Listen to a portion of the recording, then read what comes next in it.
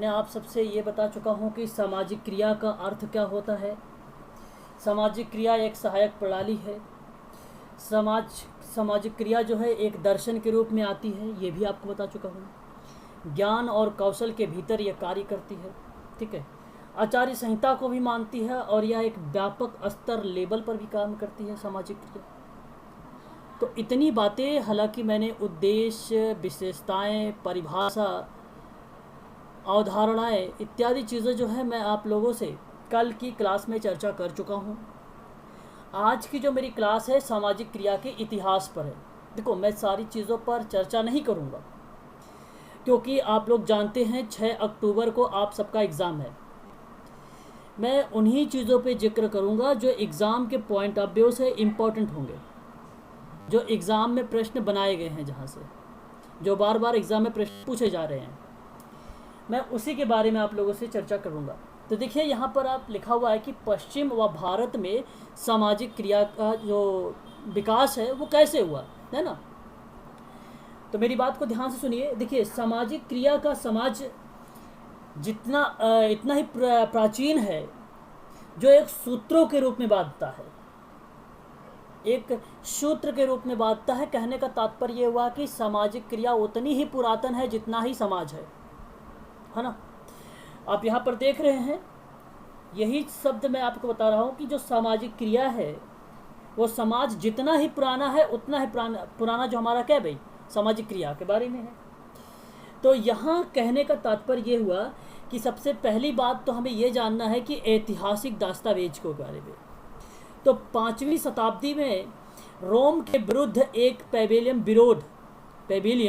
विरोध के रूप में और प्राचीन रोम में अमेरिका के नागरिक अधिकारों के आंदोलन तक सामाजिक क्रिया का एक लंबा इतिहास रहा है। एक लंबा इतिहास रहा है। यह 5वीं शताब्दी की बात मैं कर रहा हूँ। 5वीं शताब्दी में सामाजिक क्रिया को लेकर पूर्व रोम के विरुद्ध प्लेबियन एक विरोध था, उसके रूप में आया था। और उस समय प्राचीन रोम में अमेरिकी के नागरिक अधिकारों के आंदोलन तक सामाजिक क्रिया का एक लंबा इतिहास रहा है।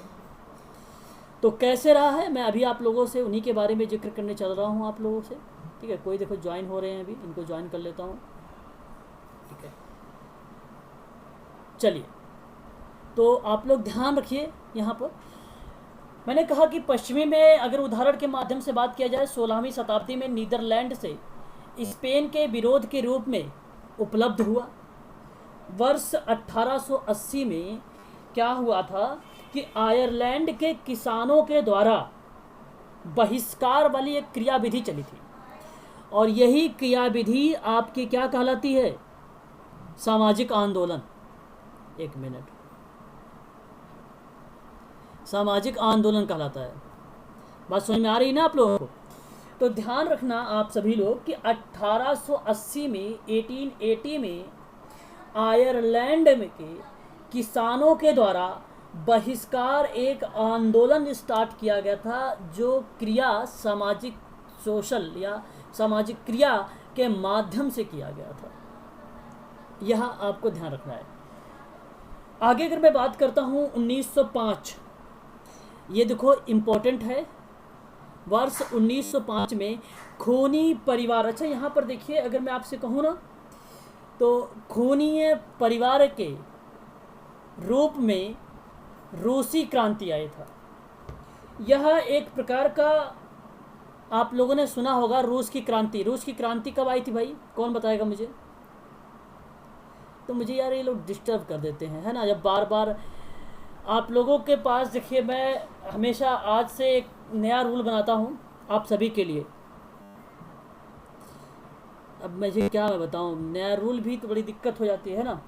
एक्चुअली क्या होता है कि जब मैं सबको ज्वाइन करने चलता हूँ तो मेरा जो कॉन्सेंट्रेट होता है, माइंड जो होता है वो डाइवर्ट हो जाता है।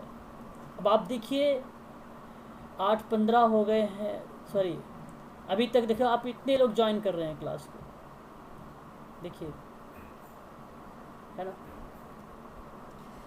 चलिए एक बार रुक जाइए, थोड़ा सा इन लोगों को ज्वाइन कर लेने दीजिए। ओ शिट, कोई और भी आ गया अभी देखो। चलो ज्वाइन करता हूँ और स्टार्ट करता हूँ क्लास को, ठीक है भाई। और ध्यान रखिए आप लोग, यहाँ पर मैं आप सबसे बात कर रहा हूँ रूसी क्रांति की।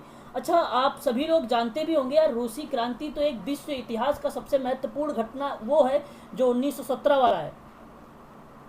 आप सभी लोग जानते होंगे 1917 वाली जो घटना, तो वो एक सोवियत संघात्मक करके समाजवादी गणराज्य था उस दौरान।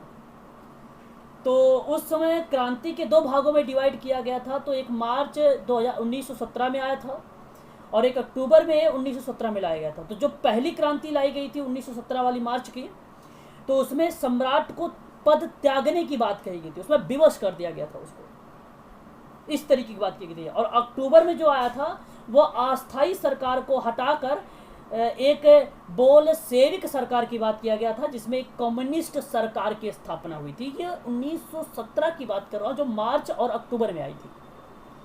मैं यहाँ 1917 की क्रांति नहीं पढ़ा रहा हूँ आप लोगों को, मैं यहाँ पर आप लोगों को ये बताने की कोशिश कर रहा हूँ सामाजिक क्रिया में 1905 में एक रूसी साम्राज्य का एक विशाल भाग था जो राजनीतिक और सामाजिक जन आंदोलन के माध्यम से सामाजिक क्रिया किया गया था, यह रूसी क्रांति। तो कभी कभी प्रश्न बनता है, आप लोग यह चीज़ ध्यान रखिएगा, आप लोग, है ना, आप सबके लिए इम्पोर्टेंट है ये सारी चीज़ें। बात समझ में आ रही है ना आप सबको? बताइए जरा एक बार, क्लियर है ये बात है? हाँ चलो फिर ठीक है, बहुत अच्छी बात है अगर समझ में आ रही है आप सबको। तो इसे कि जैसे मैं खूनी रविवार, यहाँ पे देखो खूनी परिवार में कर रहा था, सॉरी यहाँ पे ये मिसप्रिंटेड है। तो खूनी रविवार के नाम से कौन सी क्रांति को जाना जाता है, 1917 या 1905? बताइए, आप सबसे सवाल है मेरा। 1917 खूनी परिवार, ओके चलो, हाँ वेरी गुड, यहाँ पे सही जवाब आया है 1905। तो 1905 में, जनवरी 1905 में एक राजधानी पीटर्सबर्ग बनाया गया था। उस समय वहाँ पे क्रांति हुई थी, यानी आर्थिक समस्याएं को लेकर संगठन में श्रमिकों को लेकर विचार दिया गया था। तो बेसिकली खूनी रविवार के रूप में 1905 के लिए क्रांति को ही जाना जाता है। और 22 जनवरी 1905 को रविवार के दिन उसके नेतृत्व के हजारों श्रमिकों का जुलूस निकाला गया था, वो शांतिपूर्वक जुलूस था। तो यहाँ से फैक्ट क्वेश्चन बनाए जा सकते हैं ना। तो जितनी इंपॉर्टेंट बातें हैं मैं उसी पे चर्चा करूंगा, है ना। आगे बात करता हूँ फिर 1953 में पूर्वी जर्मनी का उदय हुआ। अब ये जापान वगैरह जर्मनी से यहाँ से कुछ ऐसा प्रश्न नहीं बनेगा, है ना, ठीक है, छोड़ दीजिए इसे। 1956 यानी 1956 में एक हंगरी आंदोलन था, ठीक है भाई, हंगरी आंदोलन। और आप ये ध्यान रखना है, हंगरी आंदोलन में 1956 में यह स्टार्ट किया गया था। और आप ध्यान रखें ऐसी बातों का, 1956 का यह आंदोलन जो है कहाँ स्टार्ट किया गया था, कौन बताएगा मुझे, जरा मुझे बताइए एक बार, हंगरी आंदोलन कहाँ स्टार्ट किया गया, बताइए। नहीं पता ये भी बोल दिया करो, नहीं पता है तो, और अगर पता है तो बोला करो, ना पता है तो टाइम हो जाता है ना फिर तो खराब। हाँ तो चलिए देखिए, यह एक प्रकार से अगर मैं बात करूं यूरोप को रिलेट करने वाली या ऑस्ट्रिया को रिलेट करने वाली है। तो कहने का मतलब ये था मेरा, एक ऑस्ट्रिया का एक हंगरी आंदोलन जो था, जो ऑस्ट्रेलिया को एक हंगेरियम समझौता हुआ था उस समय। और ये समझौता जो हुआ था विश्व युद्ध को हारने के बाद हुआ था ये समझौता, ठीक है। तो आपसे ये प्रश्न नहीं बनेगा, लेकिन आपसे जैसे ये प्रश्न कर दे कि हंगरी कब स्वतंत्र हुआ, हंगरी इंडिपेंडेंस डे जो है या डेट जो है ये पूछा जाता है, तो कब स्वतंत्र हुआ, 20 अगस्त को स्वतंत्र हुआ था ये आप ध्यान रखिएगा, 20 अगस्त को। और ये ऑस्ट्रिया की बात मैं कर रहा हूँ, ऑस्ट्रिया की बात कर रहा हूँ, यहाँ पे ध्यान रखिएगा। तो 1956 में हंगरी आंदोलन और अफ्रो अमेरिकन के द्वारा बस बहिष्कार आदि जैसी सामाजिक क्रिया का उदाहरण बना था उस समय ये आंदोलन जो चलाए गए थे। ध्यान रखने वाली बात यह है आप सबके लिए कि ये जो हंगरी आंदोलन था वो लाया कब गया था, तो 1956 में लाया गया था ये, ठीक है। ये बात आप ध्यान रखिएगा, ठीक है। और इससे संबंधित और कोई डिटेल में जानकारी यहाँ पर आप सबको याद करने की ज़रूरत नहीं है, ठीक है। बस यहाँ पे मैंने 3 बातें बताई है। आयरलैंड इम्पोर्टेंट है, खूनी रविवार इम्पोर्टेंट है, और हंगरी आंदोलन इम्पोर्टेंट है। बस इतनी बात ध्यान रखिएगा आप लोग। भारत में बौद्ध धर्म का उदय हुआ, हालांकि आप लोग अच्छी तरीके से जानते हैं, और यह सामाजिक विरोध के रूप में हुआ था। जो धार्मिक आंदोलन उदय हुआ था बौद्ध धर्म को लेकर, तो उसका उदय सामाजिक विरोध को लेकर हुआ था। जैसे जो असामाजिकता फैली हुई थी समाज में, उसको समाप्त करना था, इसको लेकर उठाया गया था। भारत में फिर उसके बाद 1857 की क्रांति हुई, आप उससे अच्छे से जानते हैं। और ये स्वतंत्रता संग्राम जो ब्रिटिश सरकार के दमनपूर्ण शोषणपूर्ण नीतियों के कारण के हुआ था, और यही एक बरदौली किसान आंदोलन सामाजिक क्रिया का उदाहरण भी माना जाता है, ठीक है। सामाजिक क्रिया का उदाहरण भी माना जाता है। तो 1857 की क्रांति मुझे बताने की ज़रूरत नहीं है, ठीक है। और 1857 की क्रांति केवल अगर प्रश्न बनाएगा तो ये कहेगा कि अत्याचारी शासक दमनकारी आर्थिक और नीतिक और राजनीतिक नीतियों को जो भुखमरी के कारण बन रहे थे वहाँ पर, उनके परिप्रेक्ष्य में यह आंदोलन चलाया गया था। यह बात आप लोगों को ध्यान रखना है। अब आपको ये याद नहीं रखना है कि 10 मई 1857 की क्रांति सैनिकों के द्वारा यहाँ पे जो है लाया गया था, यह आपको याद रखने की ज़रूरत नहीं है, ठीक है। कि मंगल पांडे ने किस तरीके से इस क्रांति की शुरुआत किया है, ये सारी चीज़ें नहीं। यहाँ पे इतिहास आप लोग हिस्ट्री नहीं पढ़ रहे हैं, सोशल एक्शन पढ़ रहे हैं। तो सामाजिक क्रिया में 1857 की क्रांति क्या थी भाई, जो राजनीतिक नीति थी, भुखमरी का जो कारण था, जो आर्थिक नीति थी, इन सब का जो दमन हो रहा था उसको समाप्त करने की बात की गई थी, ठीक है। तो यह एक प्रकार का आंदोलन के रूप में लाया गया था, ठीक है। तो ये चीज़ें आपको ध्यान रखनी है। भारत में औपनिवेशिक कुछ दौर थे।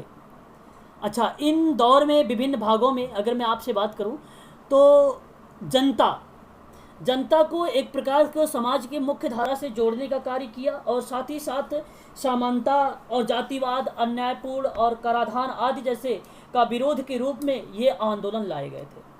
तो आप देखिए, भारत में जो औपनिवेशिक दौर थे, विभिन्न भागों में जनता के जीवन के स्तर को सुधारने की बात हुई थी। एक बात ऐसे लिख देना आप लोग, शैक्षणिक अवसर दिए गए थे, अवसरों की समानता की बात हुई थी, जातिवाद की बात हुई थी, अन्यायपूर्ण कराधान इत्यादि चीज़ों के बारे में विरोध किया गया था। तो इसके लिए बहुत सारे आंदोलन चलाए गए थे। तो आप अब ये ज़रूरी नहीं है कि भाई सामाजिक क्रिया के अंतर्गत जो चीज़ें आई है, कैरिथ प्रे ने सन 1945 में जो चीज़ें दिया था उसी को ही रिलेट किया गया।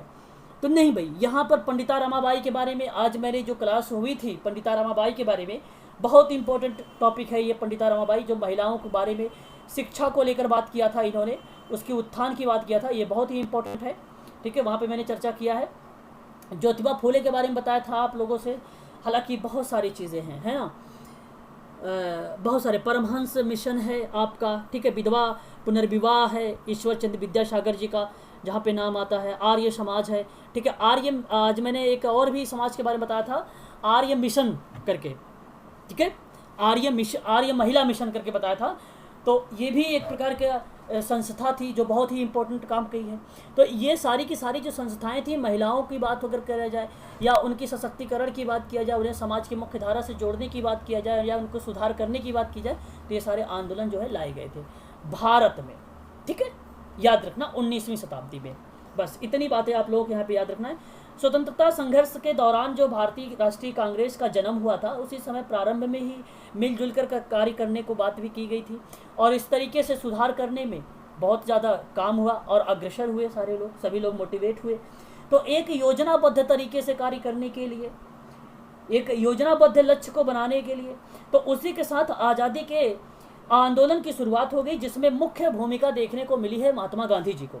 अभी मैं एक और PDF शो करूंगा आप लोगों के सामने, है ना भाई। देखो, डेली मैं आप लोगों को PDF प्रोवाइड करता हूं, तो इसलिए आप सबसे रिक्वेस्ट है भाई कि आप लोग थोड़ा सा एक PDF भी वर्बली तरीके से, मौखिक तरीके से एक बार देख लिया करें क्लास लेने के बाद, ताकि ये चीज़ समझ में आए कि मैंने जो चीज़ें बोला है वहाँ पर वो फिट बैठ रही थी कि नहीं बैठ रही थी।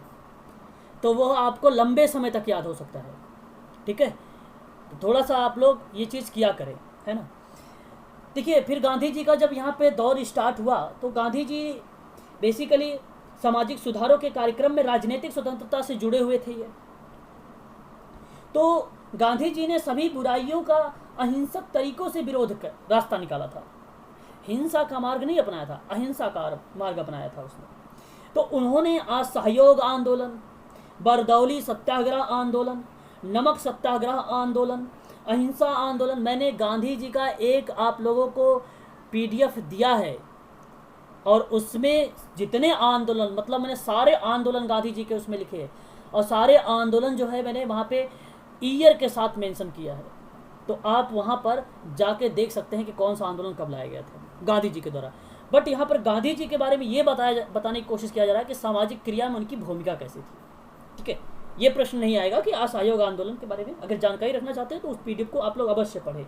ठीक है, नमक सत्याग्रह, अहिंसा आंदोलन, बरदौली सत्याग्रह, ये सारे जो आंदोलन थे महात्मा गांधी जी के द्वारा ही चलाए गए थे। ठीक है, और ध्यान रखना आप लोग इसमें एक नाम आता है जयशंकर प्रकाश नारायण जी का।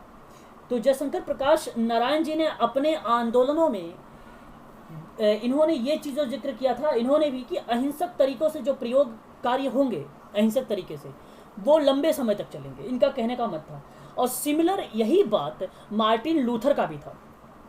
मार्टिन लूथर का अगर आप देखें, अगर एनटीए यूजीसी नेट का सिलेबस में तो गांधी जी का भी नाम मिलता है आपको मार्टिन लूथर का भी नाम मिलेगा, फेनन का नाम मिलता है, फ्रांस फेनन का नाम मिलता है आप लोगों को। फ्रांस फेनन और मार्टिन लूथर के बारे में आप लोगों को एक मंडे को डिस्कस करूंगा इसके बारे में। ठीक है, कल प्रैक्टिस है आप सबकी। ठीक है, तो फिर उसके बाद इन्होंने अहिंसक तरीकों से विरोध किया, रास्ता अपनाया था, ये भी मार्टिन लूथर और जयशंकर प्रकाश नारायण जी भी। अच्छा, ये कम नहीं थे जयशंकर प्रकाश नारायण जी। तो इन्होंने जो गांधी के प्रयोगों में अनुशासन, आज्ञा, नियंत्रण, विशेष ध्यान जो रखा जाता था, उद्देश्यहीन व हिंसक तरीकों से जो नज़रअंदाज किया जा रहा था, तो जयप्रकाश नारायण जी ने इन तरीकों को अपनाया भी था, इन तरीकों को भी अपनाया था। तो जयशंकर प्रकाश नारायण के अनुसार सामाजिक सुधार को आंदोलन में सम्मिलित करने के लिए इन्होंने सामाजिक क्रिया के मुकाबले राजनीतिक क्रिया को माना, और राजनीतिक जो क्रिया को माना था इन्होंने सामाजिक क्रिया में, वह सेकेंडरी था। सेकेंडरी का मतलब गौड़ था, वो इन्होंने गौड़ माना था इसको। तो इन्होंने कहा कि स्वतंत्रता के बाद बहुत सारे संघर्ष हुए, जैसे मछली पालन वालों का आंदोलन था, महिला आंदोलन था, आदिवासी आंदोलन था, मानवाधिकार आंदोलन था, नागरिक अधिकारों का आंदोलन था, ये बहुत सारे आंदोलन थे। इन सभी आंदोलनों में जयप्रकाश नारायण जी का बहुत अहम भूमिका रही थी। ठीक है, जयप्रकाश नारायण जी की बात समझ में आई आप लोगों को? तो यही सारी चीज़ें यहाँ पर अगर मैं आपसे बात करूँ तो वही चीज़ें यहाँ पे लिखा है कि गांधी जी के क्रांतिकारी की सोच जो उपयुक्त थी, यहाँ पे देखिए, तो विरुद्ध में गांधी जी के हिंसक तरीकों का अपना प्रयोग किया। मार्टिन लूथर ने कालों के अधिकारों को लड़ाई लड़ा और जयशंकर प्रकाश ने समग्र आंदोलन के बारे में लड़ा। और आप जानते हैं अच्छे तरीके से, यहाँ पर ये सारी चीज़ें मैंने आपको बता चुका हूँ अभी। जयप्रकाश नारायण के जो तरीके थे वो अपनाने का तरीका इन्होंने ठीक उसी प्रकार से किया जिस तरीके से महात्मा गांधी जी ने किया था। तो इनका भी आंदोलन जो था, देखिए अगर मैं आपसे बात करूं, अभी भी मैंने बताया आप लोगों के सामाजिक क्रिया के मुकाबले इन्होंने राजनीतिक क्रिया को गौड़ माना था। तो आप यहाँ पे देख सकते हैं, गौड़ का मतलब सेकेंडरी मान लिया था। राजनीतिक पॉलिटिक्स बहुत इंपॉर्टेंट है आपको याद करने के लिए कि राजनीतिक गौड़ कौन माना सेकेंडरी। सेकेंडरी एक सहायक प्रणाली है या एक प्रकार की, तो राजनीतिक ये जयशंकर प्रकाश ने माना था। ठीक है, तो ये एग्जाम में प्रश्न बना सकता है आप लोगों से। ठीक है, स्वतंत्रता प्राप्त होने के बाद इन्होंने बहुत सारे संघर्ष हुए, जैसे आप देख रहे हैं मछली पालन वालों का आंदोलन था, महिलाओं का, भूमिहीन आदिवासी आंदोलन था, मानवाधिकार आंदोलन था, नागरिक अधिकारों का आंदोलन था। यही सारे आंदोलन जो थे जयशंकर प्रकाश नारायण का बहुत ही फेमस रहा था। ठीक है, तो इतनी बातें आप लोगों को यहाँ से ध्यान रखना है। ओके, बात समझ में आ रही है ना आप सबको? चलिए बोलिए, एक बार क्लियर हुआ आपको यहाँ पर? हाँ, क्या रिपीट करना है? किसी ने कहा भाई रिपीट कर दीजिए, बताइए क्या रिपीट करना है मुझे, बोलिए क्या चीज़ आपको समझ में नहीं आई है? थोड़ा सा आप लोग पढ़ने की कोशिश करें। जयशंकर प्रकाश नारायण सामाजिक क्रिया के मुकाबले राजनीतिक क्रिया को बहुत ही अहम भूमिका दिया है।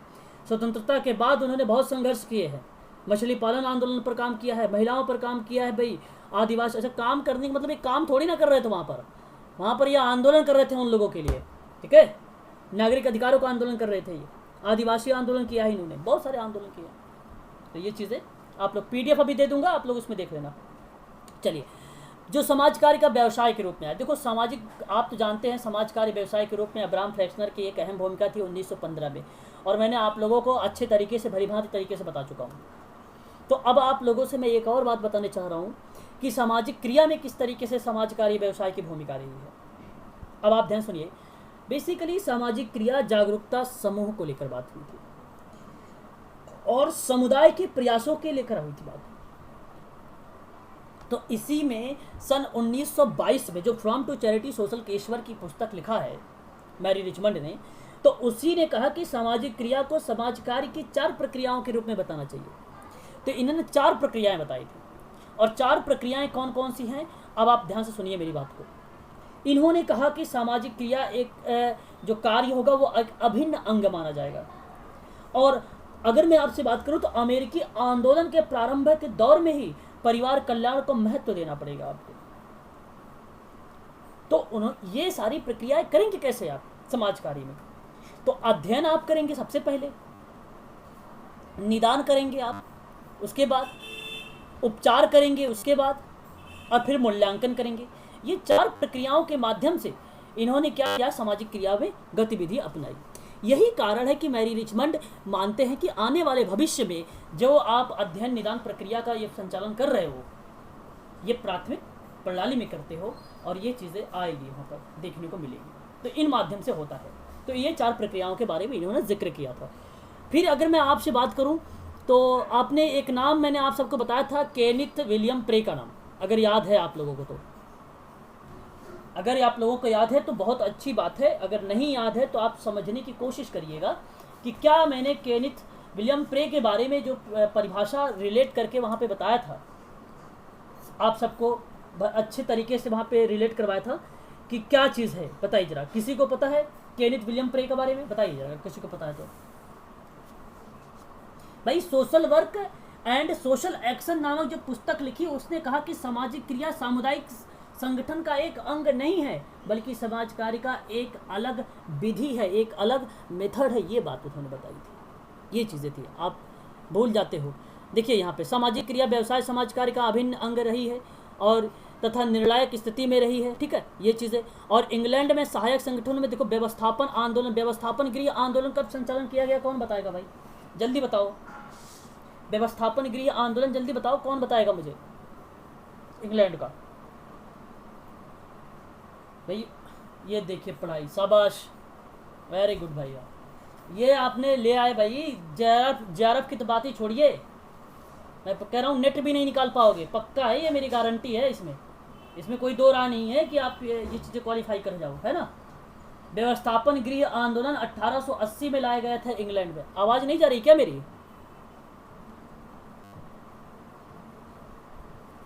एक मिनट, किसी का कॉल आ रहा है।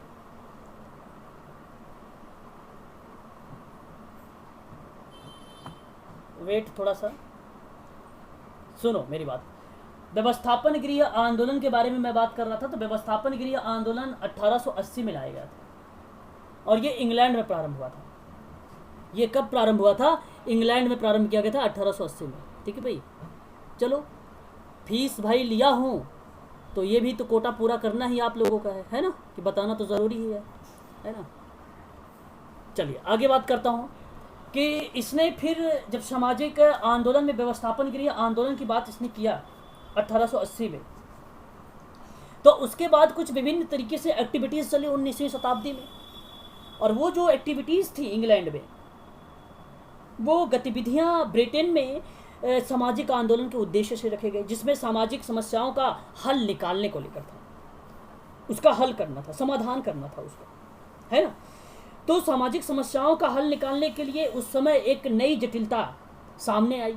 तो जहाँ विषय वस्तु बदले उसके परिवेश में था, उस विषय वस्तु के परिवेश के संबंध में था। जैसे कहने का तात्पर्य मेरा ये है कि जो समाज में जो समस्याएं हैं उसमें मॉडिफिकेशन करिए।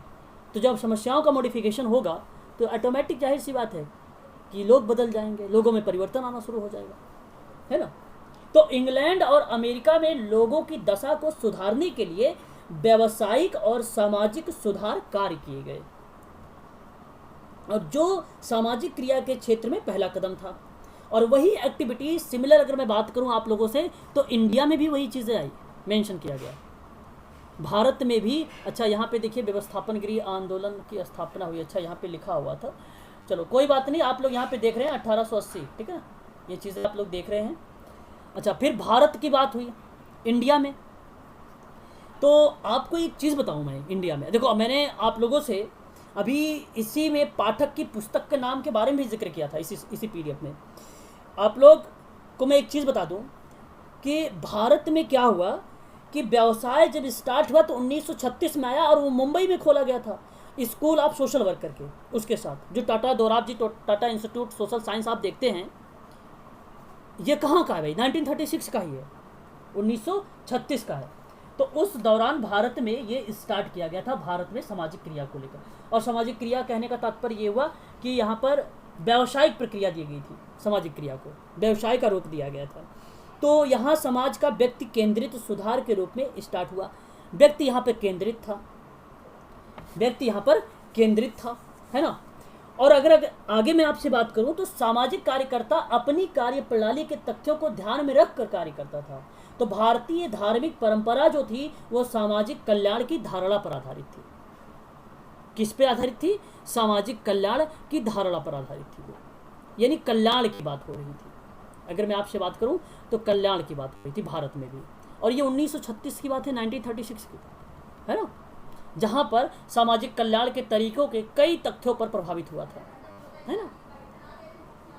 और आगे अगर मैं आपसे बात करूं तो कमजोर, जैसे जो कमजोर वर्ग के लोग थे उनको कल्याण तक जो है सीमित एक्टिविटी नहीं होती थी, तो उन्हें क्या किया जाता था, ईसाई हो या आचार संहिता हो या व्यक्तिवाद हो या स्वयं सहायता हो या व्यक्ति का चरित्र हो या उदारवादी हो या सामाजिक राजनीतिक उत्तरदायित्व हो, इनके माध्यम से उनको क्या किया गया था, समाज की मुख्य धाराओं से जोड़ा गया था। हालांकि विभिन्न प्रकार की एक्टिविटीज़ थी, इन सभी गतिविधियों के बारे में काम वहाँ पर किया गया था। आप देख रहे हैं 1930 में आर्थिक मंदी हो गई। 1930 में आर्थिक मंदी के कारण शासन को सामाजिक सुरक्षा के लिए विधायकी समाधान निकालना पड़ा, और जब निकालना पड़ा तो व्यावसायिक समाज कार्य की परिकल्पना मूल्य, उसकी वैल्यूज, उसकी निष्पक्षता, उसकी वस्तुनिष्ठता जैसे सिद्धांतों पर आधारित हो गई। तो व्यावसायिक समाज कार्य की जो विचारधाराएं थी वो मानवीय मूल्य और उसके कार्य में सम्मिलित की गई थी। मानवीय जो मूल्य थे और जो उनके कार्य थे उन पे क्या किया गया था, शामिल किया गया था। हालांकि नाम सिगमंड फ्रायड का भी आता है, उसमें देखने को मिलता है ना। चलिए मैं एक बार रुक जाइए। तो सिगमंड फ्रायड का नाम अगर मैं आपसे बात करूं तो सिगमंड फ्रायड की क्या भूमिकाएं थी उसमें, जरा मुझे बताइए। सिगमंड फ्रायड की भूमिकाएं क्या थी, किसी को पता है भाई सिगमंड फ्रायड की भूमिका? देखो अब यहाँ पर सिगमंड फ्रायड की जो भूमिकाएं आई, आप यहाँ पे देख रहे होंगे, पीडीएफ में लिखा हुआ है फ्रायड के मतानुसार। तो फ्रायड ये कहते थे, पता है आप लोगों को, सिगमंड फ्रायड नाम है इनका, सिगमंड फ्रायड कहते थे कि व्यावसायिक समाज कार्य के व्यक्ति को यह सुविधा प्रदान की जाए कि वह अपने आप को सामाजिक वातावरण में ढाल सके, सामाजिक वातावरण में वह अपने आप को ढाल सके। परंतु इस धारणा के अनुसार अगर मैं आपसे बात करूं, इस धारणा के अनुसार अगर मैं आपसे बात करूं तो समाज कार्य में सामाजिक क्रिया का कोई स्थान नहीं मिला। इसका परिणाम स्वरूप इसका विकास न्यूनतम रहा है।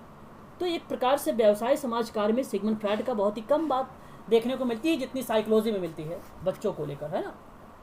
सोशल वर्क में उतना नहीं मिलता, लेकिन इन्होंने जरूर एफर्ट तो किया, कोशिश तो किया भाई कि सामाजिक जो कार्य है, जो सामाजिक क्रिया है, व्यवसाय समाज कार्य को एक व्यक्ति के रूप में जब सुविधा आप प्रदान करेंगे तो वह अपने आप को सामाजिक वातावरण में ढाल सकेगा। तो इस तरीके की जरूरी नहीं था कि भाई वो अपने आप को ढाल सके उस वातावरण में, है ना। तो यह ज़्यादा प्रभावी नहीं आया। अच्छा, सामाजिक सिद्धांतों का प्रभाव तब महसूस हुआ, तब देखने को मिला भाई, तब कब मिला, जब वे समाज कार्य के साहित्य के दृष्टिकोण में, दृष्टिगोचर के रूप में देखा गया। और दृष्टिगोचर का मतलब एक प्रकार से है कि उसका पॉइंट ऑफ व्यू, उसका प्रकीर्णन, उसका दृष्टिकोण देखने को मिला। तो कुछ समय बाद व्यक्तिगत आधार पर सामाजिक कार्य भी होते थे। तो परिवर्तन के पॉइंट ऑफ व्यू से जो देखा गया वो पाठक के अनुसार देखा गया, और पाठक ने कहा कि 1980 में प्रारंभ किया। ये बात उन्होंने कहा कि सामाजिक कार्यों में सामाजिक सुधार का स्थान ले लिया है, ये पाठक ने बोल दिया था उस समय 1980 में। ठीक है, इंडिया की बात कर रहा हूं मैं आपको।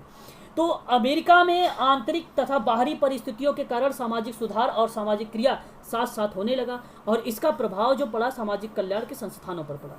बस इतनी बातें आप लोगों को यहाँ पर ध्यान रखना है। ठीक है, तो ये भली भांति अगर मैं आपसे बात करूँ तो यहाँ पर एकीकरण, सहकारिता और लोगों को जोड़ने की बात करता है। रीज़न आपको एक चीज़ बताऊँ मैं, आप जैसे मैरी रिचमंड ने जब 4 प्रक्रियाओं के बारे में बताया, तो उन्हीं 4 प्रक्रियाओं के में एक चरण बताया था, एक चरण बताया था। आपको यहाँ पर मैं बता देता हूँ, चरण आपको कहीं नहीं मिलेगा। ठीक है, किसी भी बुक में नहीं मिलेगा, आप लोग इसे ध्यान रखिएगा। ठीक है, इंपॉर्टेंट प्रश्न है ये, ध्यान देखिए। चरण जैसे अगर मैं आपसे कहूँ, उन्हीं चरणों को इन्होंने कहा कि पहले जागरूकता करो, पहले जागरूक करो। तो पहली पॉइंट जागरूक लिखिए, सामाजिक, ये चल नहीं रहा है, सामाजिक क्रिया का जो चरण है पहला है जागरूकता का। और जो दूसरा बताया था उन्होंने, दूसरा उन्होंने कहा कि संवेदन है। संवेदन का मतलब होता है सुग्राही करना, सुग्राही करना। ठीक है, ये संवेदन था। तीसरा इन्होंने बताया जो चरण में कहा कि लामबंदी होना चाहिए। लामबंदी का मतलब एक प्रकार था कि जितने भी आदिवासी लोग हो या मछली पालन, मत्स्य पालन से संबंधित हो, ठीक है, एक्सेट्रा, किसी भी क्षेत्र से या किसी भी समुदाय के लोग हो, तो उनको समाज की मुख्य धारा से जोड़ना या उनको उत्थान करने के लिए आपको इन चरणों में या लामबंदी वाली प्रक्रियाओं को आपको समझना पड़ेगा। ठीक है, इसको लेकर बात किया। और एक इन्होंने बात बताया था कार्यवाही को लेकर। कार्यवाही, कार्यवाही का मतलब होता है क्रिया। बस इतनी 4 जो मैंने चरण बताए हैं, इन चारों चरणों को आप ध्यान रखिएगा, एग्जाम में प्रश्न पूछे जा सकते हैं। तो इसलिए आप लोग पढ़ते तो हो नहीं कि मेरी बात सुनोगे, और आज तक तो कभी सुना नहीं हो आप लोग कि सुनोगे फिर, है ना।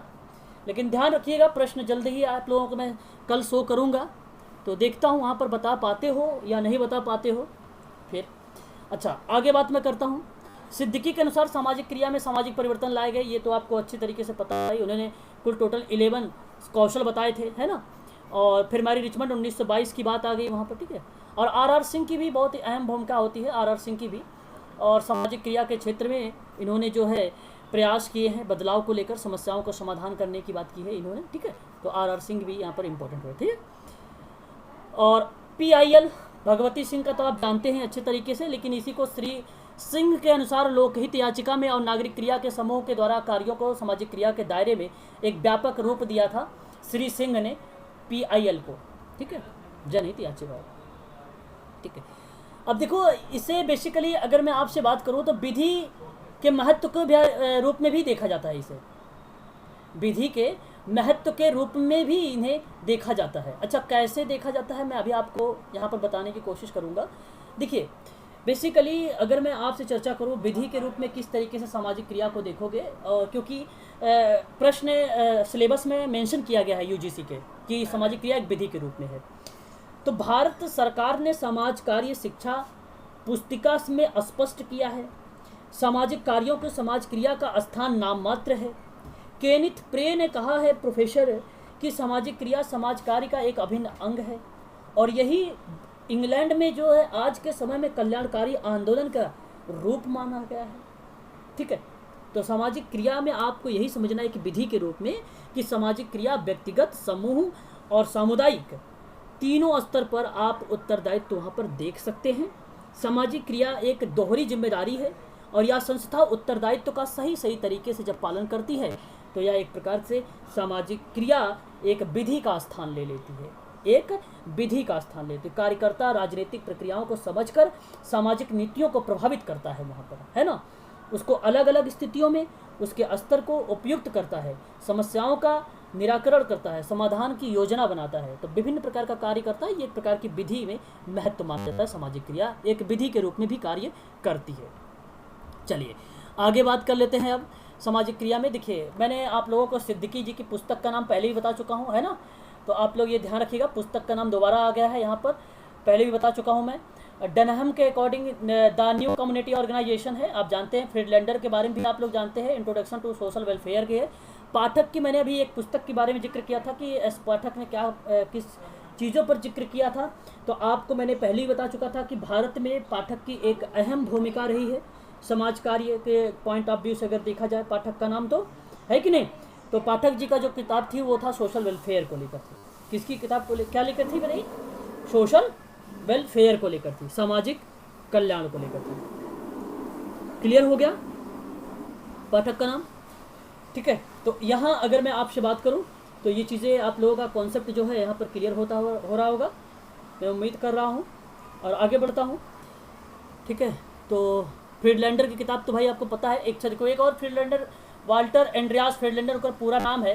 ठीक है, वाल्टर एंड्रियास फ्रीडलैंडर उनका पूरा नाम है। Concept and methods of social worker in social work, इनकी पुस्तक आई थी, ये भी आप ध्यान रखिएगा फ्रीडलैंडर की, है ना। ठीक है। तो ये चीज़ें थी। और स्पैच हेनरी की भी इंटीग्रेटेड सोशल वर्क आया था, मेथड, है ना। और मेथड्स एंड फील्ड वर्क्स के बारे में जो of social work in India के बारे में आया था, वो के जैकब के अकॉर्डिंग आया था। तो इतनी बातें आप लोगों को यहाँ पर ध्यान में रखना है। ठीक है भाई।